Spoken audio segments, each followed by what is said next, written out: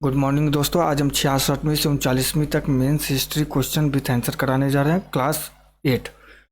आपका क्लास 7 तक video upload कर दिया गया, आप उसको कंटिन्यू देखिए। आज ये 69वीं से लेकर 39वीं तक का बीपीएससी मेंस प्रीवियस ईयर का क्वेश्चन अपलोड किया जा रहा है, जिससे कि आपके एग्जाम की दृष्टि से बहुत ही महत्वपूर्ण है। प्रीवियस ईयर आपको देखने से ये सहायता मिलेगी कि हम क्वेश्चन को किस तरीके से लिखें, क्योंकि अधिकतर क्वेश्चन रिपीटेड रहता है। तो देखिए आप कंटिन्यू स्टार्टिंग से वीडियो को, और प्लीज़ चैनल को ज़्यादा से ज़्यादा दोस्तों को शेयर करिए। तो चलिए क्लास को आप देखते हैं।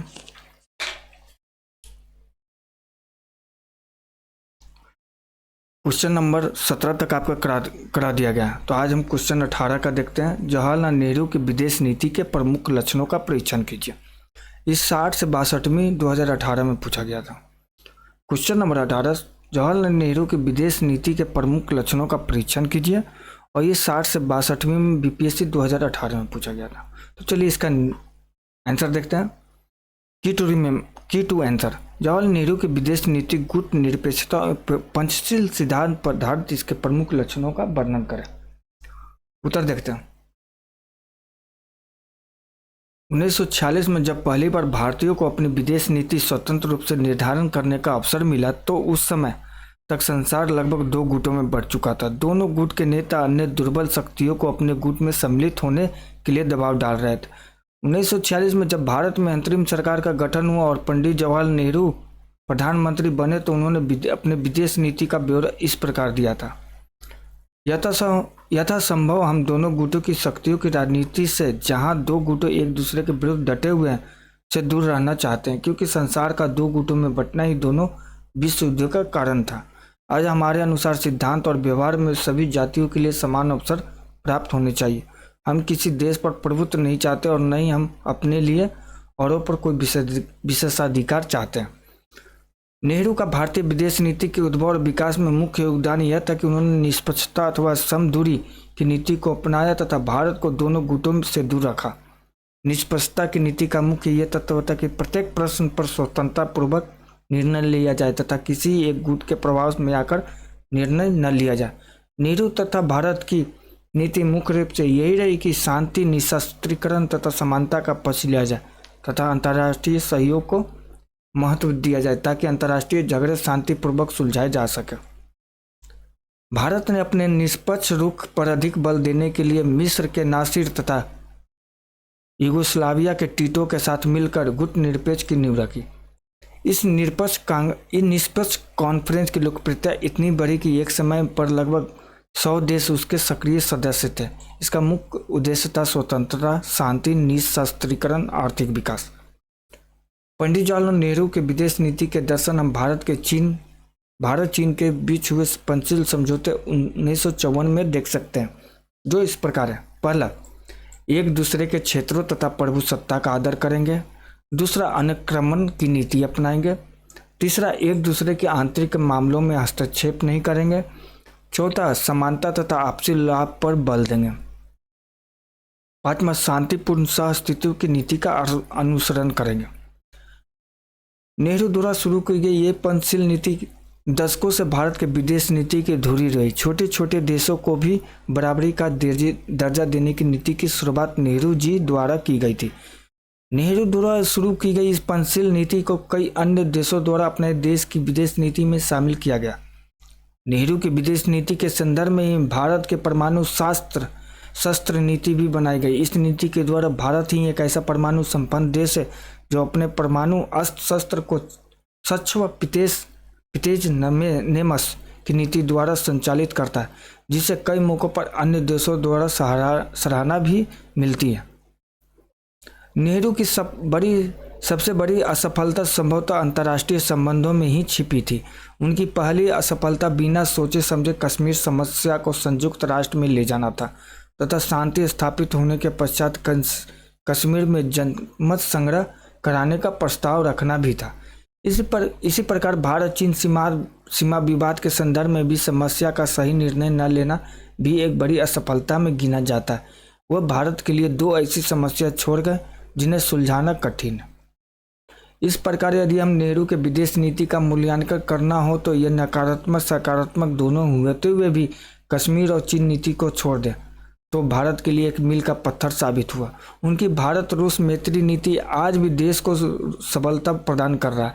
नेहरू जी द्वारा शुरू की गई गुट निरपेक्ष का सिद्धांत आज भी भारत की विदेश नीति की मार्गदर्शन करता है। विदेश नीति में दिया गया उनका योगदान भारतीय इतिहास में सदा अविस्मरणीय रहेगा। हजारों वर्ष पुराने इतिहास के सफर में भी हमारे सांस्कृतिक विरासत की शांति और अहिंसा सहनशीलता में भी वसुधैव कुटुंबकम विश्व कल्याण की भावना रही है।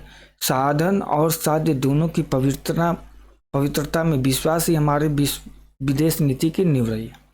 क्यों रिमेंबर, भारत की स्वतंत्रता के समय विश्व परिदृश्य नेहरू की गुट निरपेक्ष या गुट तटस्थता की नीति तथा अन्य देशों की सहभागिता, पंचशील सिद्धांत, नेहरू की विदेश नीति की आलोचना।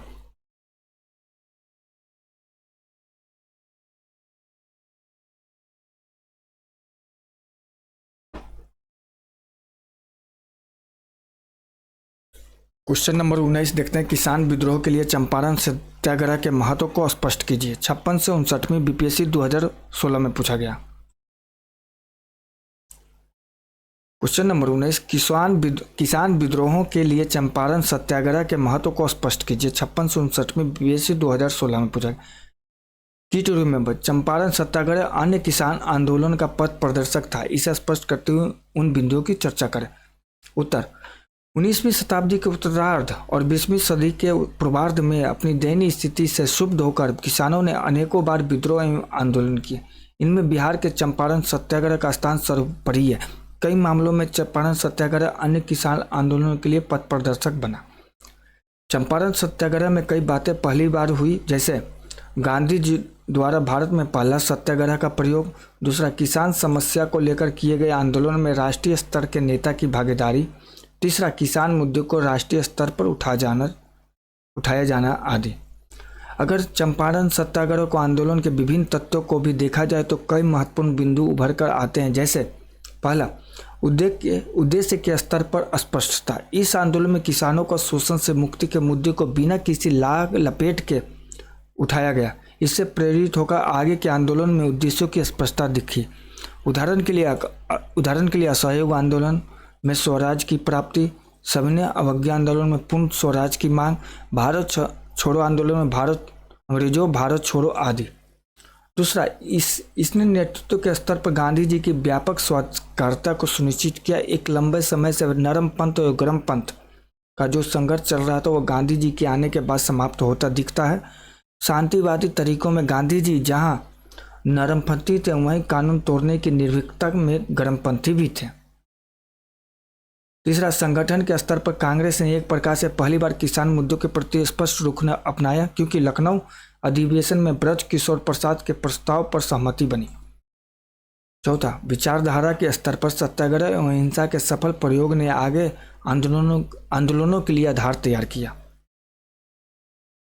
पांचवा, जन सहभागिता की दृष्टि से गांधी के साथ जुड़े कई नेताओं ने आगे चलकर विभिन्न आंदोलनों में अपनी उल्लेखनीय भूमिका निभाई। बिहारी जैसे समाचार पत्रकारिता के माध्यम से इस सत्याग्रह का प्रचार किया।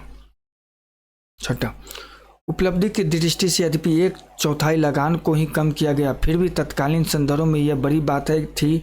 इस सत्याग्रह की सफलता ने आगे के किसान आंदोलन जैसे खेरा, बारदोली आदि के लिए उत्साह एवं प्रेरणा का संचार किया। इस आंदोलन में गांधी जी की लोकप्रियता से चिंतित होकर उन्हें गिरफ्तार कर मुकदमा चलाया गया, लेकिन शीघ्र ही उन्हें छोड़ दिया गया। किसानों की शिकायतों की जांच करने के लिए सरकार ने जून 1917 में एक जांच समिति नियुक्त की। गांधी जी को भी इसका एक सदस्य बनाया गया। समिति की सिफारिशों के आधार पर चंपारण कृषि अधिनियम बना। इसके अनुसार 3 कथिया प्रणाली समाप्त कर दी गई। किसानों को इससे बहुत बड़ी राहत मिली। किसानों में नई चेतना जागी और वे भी राष्ट्रीय आंदोलन को अपना समर्थन देने लगे।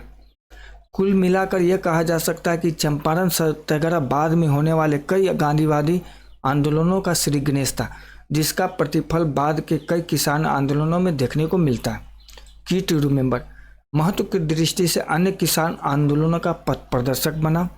विरोधवादी गांधीवादी तरीका, उपराज्यपाल एडवर्ड गेट द्वारा कमेटी का गठन एवं तीन कथिया व्यवस्था की समाप्ति, भारत में सत्याग्रह का सफल प्रयोग।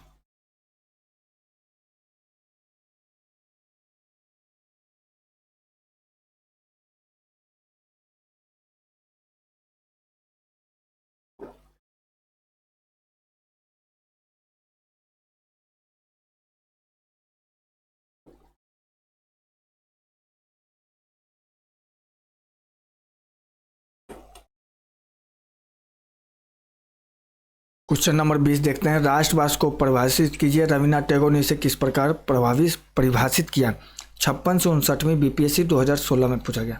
क्वेश्चन नंबर 20, राष्ट्रवाद को परिभाषित कीजिए। रविन्द्रनाथ टैगोर ने इसे किस प्रकार परिभाषित किया? 56 से 59वीं बीपीएससी 2016 में पूछा गया।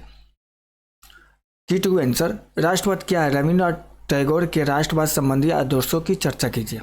उत्तर देखते हैं। भारत में राष्ट्रीयता का विकास ब्रिटिश हुकूमत का शोषण के परिणाम था। इस राष्ट्रीयता की भावना ने भारतीय इतिहास की धारा को प्रभावित किया। राष्ट्रीयता के उदय के कारणों में सबसे महत्वपूर्ण है भारतीय जनता का असंतोष। रविन्द्रनाथ टैगोर ने इसे विश्व मानवतावाद के सिद्धांत के तले नवीन स्वरूप प्रदान किया।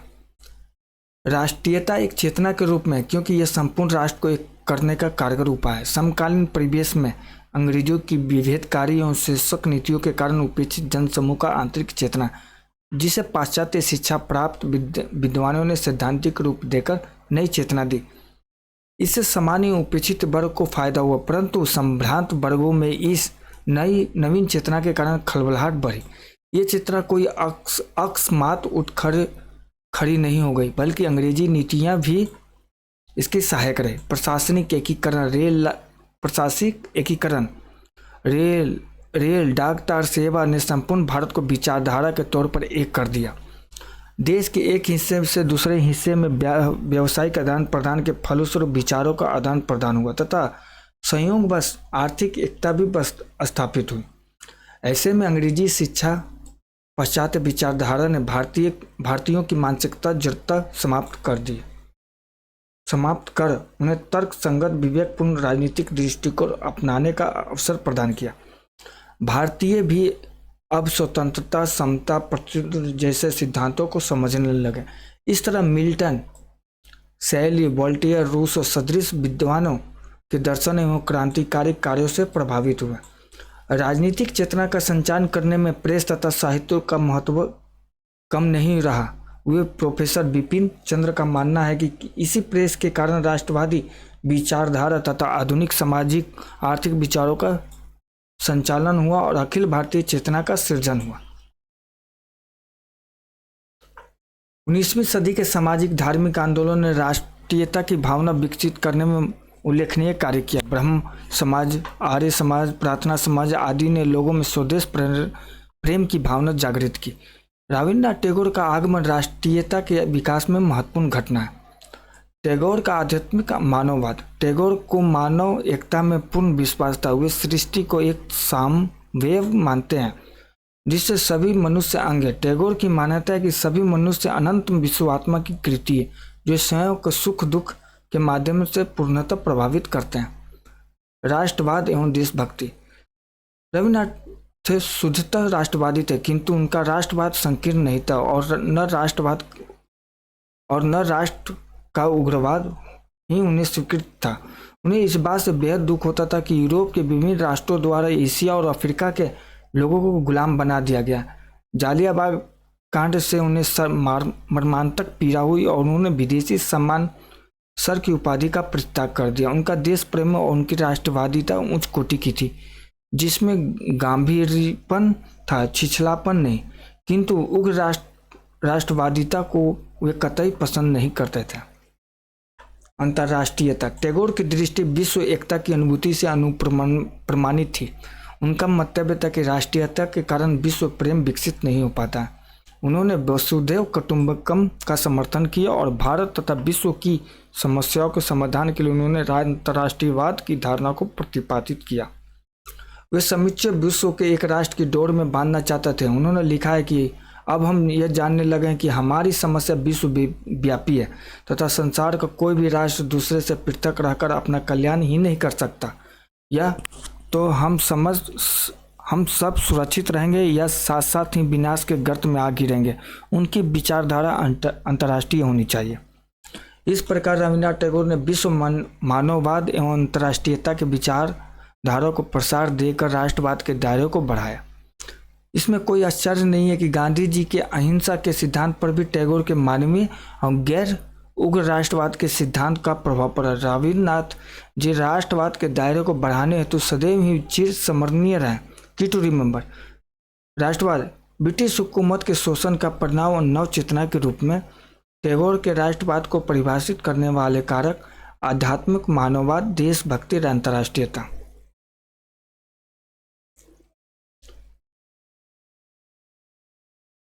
तो चलिए दोस्तों, क्वेश्चन नंबर 21 कल के वीडियो में देखेंगे। आप इस वीडियो को बढ़िया से देखिए अच्छे से, और ज़्यादा से ज़्यादा चैनल को शेयर करिए और सब्सक्राइब करिए और कमेंट करिए, जिससे कि आप हमें वीडियो में कुछ त्रुटि होती है तो उसे सुधारने में सहायता मिलेगी। Thank you.